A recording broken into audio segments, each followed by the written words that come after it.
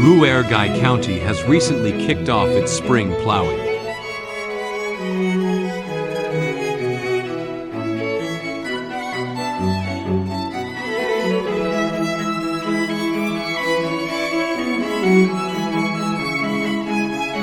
Eight sturdy oxen, equipped with plows, strive forward energetically.